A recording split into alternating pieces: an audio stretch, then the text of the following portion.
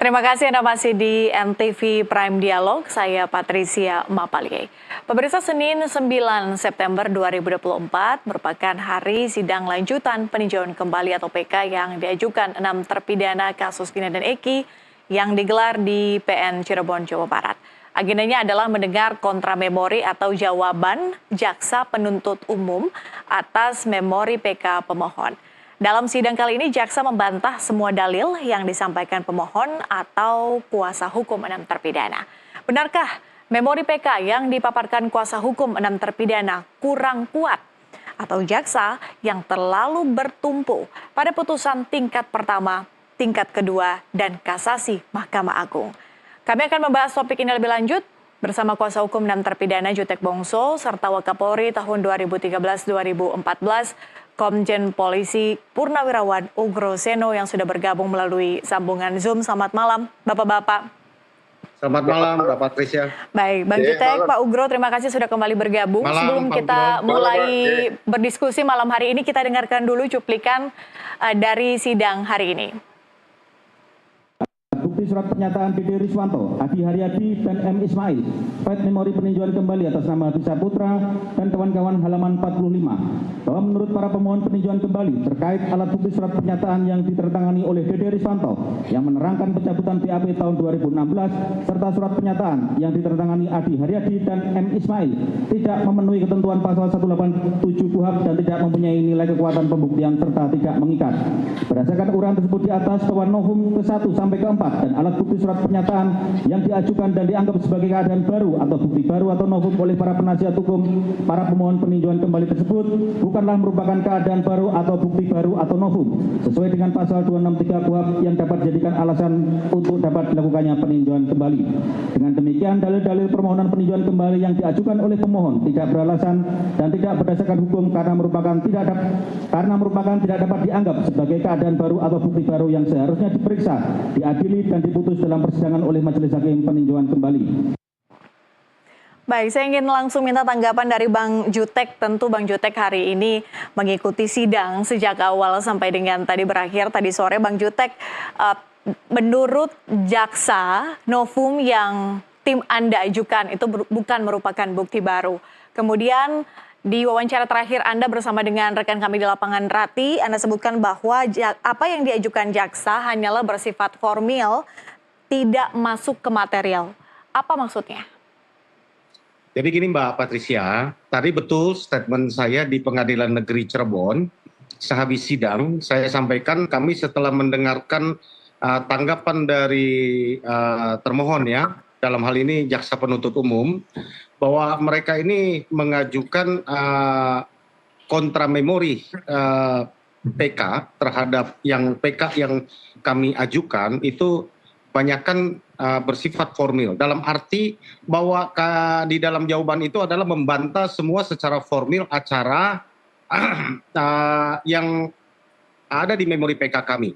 Ya, contoh bahwa dalam bantahan jaksa tidak ada novum sehingga apa yang kami ajukan itu bukan novum. Ini jelas-jelas adalah menurut kami novum. Seperti ya kesaksian Dede Riswanto. Saya kasih contoh tadi. Kenapa kami anggap ini kami ajukan novum? Ya secara materi, ya materinya di dalam bukan formil persidangan.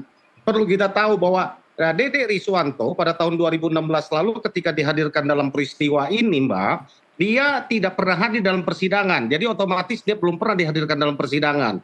Kesaksiannya adalah hasil pemeriksaan di kepolisian yang dibacakan di persidangan. Dan dia dianggap bahwa memberikan keterangan di bawah sumpah di depan penyidik. Nah, kenyataannya pengakuan Dede, dia tidak pernah dilakukan penyumpahan di depan penyidik. Ini yang kami ingin buktikan. Bahwa keterangannya pun berubah. Dahulu dia dianggap bahwa memberikan kesaksian melihat peristiwa itu. Saat ini dia menyatakan tidak melihat atau peristiwa itu adalah atas arahan dari Aib dan Rudiana. Ini yang harus kita patahkan bahwa ini adalah novum. Menurut jaksa bahwa itu bukan novum karena dedeknya sudah memberikan kesaksian dan pengadilan. Itu yang kita bilang formil. Ya, bahwa dalam kejadian ini, peristiwa ini, ya sudah terlalu banyak lah saya sampaikan berulang-ulang, terlalu banyak kejanggalan yang sudah harusnya menjadi pertanyaan buat kita semua yang saya sudah sampaikan berulang-ulang, bahwa rangkaian peristiwa ini kemudian pada hari ini kita ketahui bukan dicurigai sebagai pembunuhan, tetapi adalah kecelakaan. Kenapa? Kami menghadirkan banyak saksi yang melihat peristiwa tanggal 27 Agustus 2016 lalu di Cirebon terhadap Eki dan Vina, ini adalah bahwa ini kecelakaan, bukan pembunuhan. Saksi yang kami hadirkan itu adalah nanti di dalam persidangan mulai nanti hari Kamis, ini adalah Adi Purnomo dan juga Ismail. Dan juga ada saksi lain yang akan kami hadirkan yang ada di lokasi TKP. Semua ini melihat bahwa peristiwa itu adalah kecelakaan. Dengan peristiwa kecelakaan ini menurut kami cocok dan ini sesuai dengan hasil visum, dengan keterangan-keterangan para terdakwa yang lain, dengan alat bukti lain yang sudah muncul di tahun 2016 lalu dibanding dengan bahwa dakwaan itu adalah pembunuhan. Demikian gitu Mbak Presiden. Oke, sampai di situ dulu Bang Jutek, karena ini kemudian juga dibantah oleh jaksa penuntut umum lewat pembacaan memori kontra memori pada hari ini. Kita dengarkan dulu ini pernyataan dari jaksa penuntut umum. Ya. Keterangan Adi Haryadi, M. Ismail, dan Purnomo, Fight Memori peninjauan kembali atas nama Hadi dan kawan-kawan halaman 36 sampai 38, halaman 38 sampai 39, halaman 40, bahwa keterangan antara Adi Haryadi, M. Ismail, dan Purnomo dalam memori peninjauan kembali tidak saling bersesuaian dalam keterangannya dalam hal menerangkan kejadian yang dianggap mereka suatu kecelakaan. Dengan demikian, keterangan tersebut yang dikatakan sebagai novum dan dapat dipertanggungjawabkan secara hukum. Bahwa oleh karena itu, sangatlah keliru jika para pemohon peninjauan kembali mendalilkan terkait adanya peristiwa kecelakaan tunggal terhadap korban Muhammad Rizky Rudiana dan korban Vina Dewi Arsinta telah disimpulkan karena berdasarkan keterangan saksi Haryadi, keterangan saksi M. Ismail, dan keterangan saksi Purnomo yang akan diterangkan di persidangan peninjauan kembali. Dan oleh karena itu haruslah ditolak karena keterangan tersebut tidak memiliki nilai pembuktian sebagaimana disyaratkan dalam ketentuan pasal 1 butir 27 KUHP, Yungto pasal 184, Yungto pasal 185 KUHP, sehingga kesimpulan dalil-dalil para pemohon peninjauan kembali telah terjadi dugaan kuat terjadinya kecelakaan lalu lintas tunggal yang menyebabkan kematian korban Muhammad Rizky Rudiana dan korban Vina Dewi Arsinta adalah tidak rasional. Bang Jutek, dianggap tidak berkesesuaian satu sama lain dengan peristiwa yang sudah diputus inkrah. Tanggapan Anda? Itulah yang kita bilang formil Mbak Patricia, bahwa para jaksa ini betul berpatokan kepada putusan yang sudah inkrah. Kami tidak membantah bahwa sampai saat ini putusan yang sudah berkekuatan inkrah adalah bahwa itu peristiwa pembunuhan. Sementara kami mengajukan salah satu peristiwa baru bahwa ini ada menurut kami adalah kecelakaan murni. Itu sebabnya kami memasukkannya kepada novum. Jadi memang jaksa ya sah-sah saja menghadirkan ini secara formil mengatakan tidak berkesesuaian, tapi faktanya Adi, Ismail, dan juga saksi yang lain yang melihat itu kecelakaan, itu belum pernah terjadi dan belum pernah ada opsi bahwa peristiwa tahun 2016 lalu ketika disidang itu adalah opsi kecelakaan.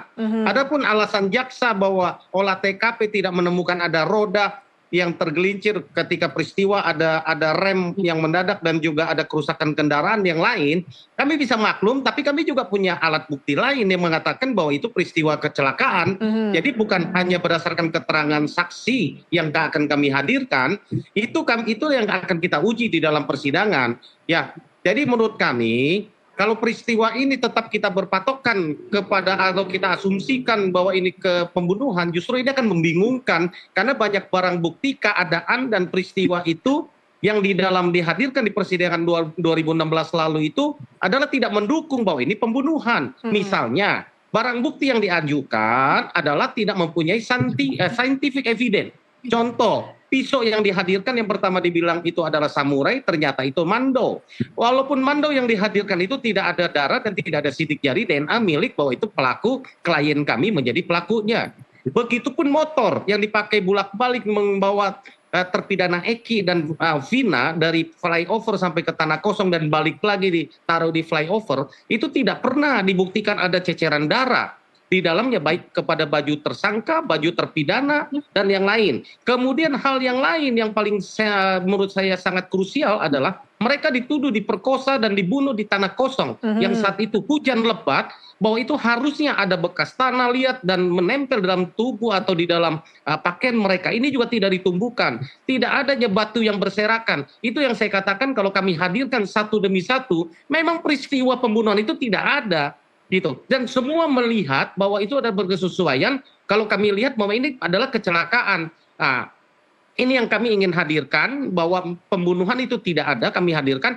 Apakah peristiwa itu kecelakaan? Karena ini ada saksi baru, fakta yang mengatakan itu kecelakaan. Ya silakan saja hakim menilai apa yang kami hadirkan ini berkesesuaian dengan saksi ataupun keadaan ketika 2016 lalu. Termasuk kepada hasil visum gitu Mbak Petri. Oke, baik, saya berpindah ke Pak Ugro. Pak Ugro, ketika kemudian jaksa tetap kekeh berpegang pada sikap bahwa keputusan kasus Vina ini telah inkrah, apakah Anda melihat ini cukup beralasan? Ya, kalau itu hak jaksa ya, ini kan sidang ini dalam rangka, kalau tidak salah ya, perkara berkas peninjauan kembali ini akan diajukan ke MA, tapi sebelumnya kan harus ya MA Mahkamah Agung sebetulnya kan sudah didaftarkan, diterima panitera, dan sekarang memang ketentuannya harus dilakukan oleh sidang hakim ditunjuk yang dulu tidak menyidangkan. Jadi hakimnya kemungkinan tunggal ya, atau lebih saya nggak tahu. Tapi ini tidak ada bantahan-bantahan seperti itu dari jaksa, karena yang disampaikan jaksa ini bukan sidang lagi seperti di awal. Ini tetap berkas perkara. Ini berita acaranya sidang ini dibuat oleh panitera, oleh hakim, jaksa juga tahu, pemohon juga tahu, dan tetap dikirim ke Mahkamah Agung. Makanya pedomannya Pak Jaksa mohon dipedomani pasal 263 sampai 269 Kitab Undang-Undang Hukum Acara Pidana. Jadi bukan bantah-bantahan antara memori PK dengan pihak Pak Jaksa, itu sudah selesai. Sampaikan aja apa adanya, nanti masukan berita acara dikirim ke Mahkamah Agung gitu. Jadi ini upaya hukum yang luar biasa yang harus diajukan oleh pemohon tadi, dan bagaimana tanggapan jaksa. Jaksa mau bilang A ya ditulis A, jaksa bilang B tulis B, gitu aja. Jadi menurut saya sih nggak ada yang terlalu terlalu harus dikhawatirkan kalau jaksa menolak dan sebagainya. Yang jelas perkara ini dari awal matinya 2 anak manusia tadi, Eki dan Vina, itu ya diduga pembunuhan, ya kan. Pelaku utama, yang diduga pelaku utama Peggy ditangkap dan pra peradilan ternyata salah tangkap. Putusan pra peradilan itu bisa dibaca jadikan bukti baru. Kemudian ditanya, alat buktinya apa misalnya gitu. Ya itu saja, jadikan bukti-bukti baru. Bambu tidak berdarah. Harusnya bambu berdarah. Nah itu kan bukti baru, bambunya tidak berdarah. Sekarang scientific crime investigation juga tidak ditemukan. Nah, tinggal dijawab aja, tidak ditemukan atau ditemukan. Waktu jaksa melihat itu aja. Jadi nggak terlalu sulit ya. Mudah-mudahan ini PK ini bisa memberikan kepastian hukum yang lebih baik. Kemudian juga kepada keluarga korban juga kita usahakan bahwa perkara ini harus dibuka, apapun yang terjadi yang seharusnya bisa disampaikan kepada publik itu dibuka pada publik, itu saja. Tetapi ketika ada kesaksian yang menurut dari tim kuasa hukum terpidana, ada kesaksian yang kemudian tidak dibawa sumpah pada tahun 2016, kemudian dijadikan bukti baru, tapi kemudian dibantah itu bukan merupakan bukti baru. Pandangan Anda, Pak Ugro? Ya, ini kan arahnya kalau nggak salah di pasal 264 ya, hukum acara pidana, kan lebih banyak arahnya kepada kekhilafan atau kekeliruan yang nyata yang dilakukan oleh hakim itu saja. Kan prosesnya sudah mulai dari penyidik, penuntut umum sampai pengadilan. Nah, ini yang dibuktikan bahwa kenapa kita mengarah ke sana, karena ya tadi bukti-bukti tidak diajukan, hanya bambu 70 cm, bambu 70 cm itu buat apa seperti itu kan menurut saya loh ya. Ini kan nggak masuk akal seperti itulah. Menurut saya ya mudah-mudahan tidak debat lagi seperti waktu sidang pertama kali, itu saja sih. Oke, saya balik lagi ke Bang Jutek. Bang Jutek, saya ingin bawa perbincangan kita soal hari ini, sidang hari ini. Pada saat sidang diskors, itu kemudian terpidananya memang tidak dihadirkan pada saat itu, kemudian diminta untuk dihadirkan. Apa sebetulnya alasannya? Kenapa para terpidana ini harus hadir di sidang hari ini? Ya, di dalam ketentuan peninjauan kembali, kami ini kan hanya mewakili para pemohon. Harusnya pemohon langsung sepanjang tidak berhalangan dan dapat dihadirkan, itu adalah hak dari para pemohon untuk menyaksikan langsung. apa yang dilakukan oleh kami selaku penasihat hukum mewakili para pemohon. Sebagaimana di dalam KUHP pasal 263 ayat 2, syarat-syarat untuk PK sudah kami penuhi. Dan juga untuk PK sebagaimana kita ketahui itu adalah hak para terpidana ahli warisnya. Dan dalam hal sidang PK tadi yang disampaikan Pak Ugro, betul bahwa jaksa ini adalah bersifat pasif, tidak tidak boleh lagi mengajukan pembuktian oleh jaksa. Tapi seluruh pembuktiannya adalah baik itu novum, kekhilafan hakim, pertentangan keputusan satu dengan yang lain adalah sepenuhnya berada di pihak pemohon. Termohon hanya boleh posisi membantah, memberikan tanggapan atas permohonan kami. Dalam hal ini apa yang disampaikan betul, jaksa mau bicara apa saja boleh. Ya itulah kehadiran para termohon itu, pemohon itu sangat penting sekali dalam persidangan dalam rangka untuk menyaksikan langsung apa yang disampaikan oleh bantahan apa yang disampaikan termohon, sehingga informasi itu akan nyampe kepada kami selaku penasehat hukum, sehingga kami akan mengambil langkah apa di dalam melakukan pembuktian untuk meyakinkan kepada majelis Mahkamah Agung nanti bahwa apa yang termohon bantah itu dapat kami cover atau kami sampaikan di dalam persidangan berikut, atau kami bantah atau kami cover ya di dalam ahli yang kami hadirkan atau nanti lewat bukti atau yang kami akan ajukan. Karena ini sepenuhnya aktifnya ada di dalam penasihat hukum, di dalam pihak kami selaku pemohon. Jadi peninjauan kemarin ini adalah salah satu hak istimewa yang diberikan oleh undang-undang dalam KUHP kepada kami, ya, kepada terpidana beserta dengan ahli warisnya untuk mengajukan. Jadi dalam hal ini sekali lagi jaksa selaku termohon itu hanya pasif dan hanya dapat melakukan bantahan. Demikian gitu, Mbak. Katanya para terpidana ini juga nanti akan dihadirkan sebagai saksi ya, Bang ya? Ya, karena ya walaupun menurut jaksa bahwa ada beberapa hal yang seharusnya diajukan dalam pra-peradilan. Seperti kami mempersoalkan tentang adanya dugaan penyiksaan dan penganiayaan selama mereka diperiksa. Menurut jaksa di dalam tadi tanggapan atas permohonan PK, ya, selaku termohon jaksa mengatakan itu harusnya ranah pra-peradilan. Ya, saya ingin sampaikan bahwa ini tidak terungkap, ya. Tidak terungkap, inilah yang kami bawa ini menjadi novum, menjadi sesuatu hal yang baru menurut KUHP. Apakah ini dibenarkan keterangan yang demikian, apalagi akibat dari situ sekarang beramai-ramai saksi yang pada tahun 2016 lalu memberikan keterangan di depan polisi dalam penyidik, sekarang ini ramai-ramai mencabut mengatakan itu bohong. Ini apakah bukan keadaan baru menurut kita orang awam? Nggak usah kita ahli hukum, ya. Jadi ini yang menurut kami kita berpendapat saja bahwa ini tugas kami untuk membuktikan keadaan baru yang dimaksudkan bahwa klien kami pada tahun 2016 lalu betul-betul tidak melakukan pembunuhan itu, gitu Mbak Petri.